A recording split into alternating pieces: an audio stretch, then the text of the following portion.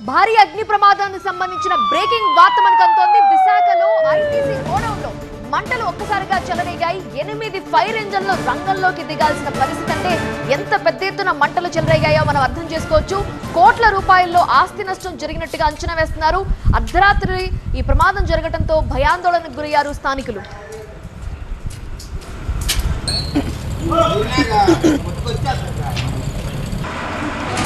విశాఖలో భారీ అగ్ని ప్రమాదం జరిగింది. ఆ తరువాత మంటలు ఆర్పిన తర్వాత సిచ్యువేషన్ ఎలా ఉందో మీరు చూస్తున్నారు. మొత్తం నల్లగా మారిపోయాయి. కాలిపోయినటువంటి దృశ్యాలు మనం చూస్తున్నాం. పెద్ద ఎత్తున మంటలు చెలరేగాయి. అర్ధరాత్రి సమయంలో ఈ అగ్ని ప్రమాదం జరిగినట్లుగా తెలుస్తోంది. ఐటీసీ గోడౌన్లో మంటలు ఒక్కసారిగా ఉవ్వెత్తున లెగిచాయి. వెంటనే 8 ఫైర్ ఇంజన్లు అక్కడికి చేరుకుని మంటల్ని అదుపు చేశాయి. భారీగా ఆస్తి నష్టం సంభవించినట్లుగా చెప్తున్నారు అధికారులు.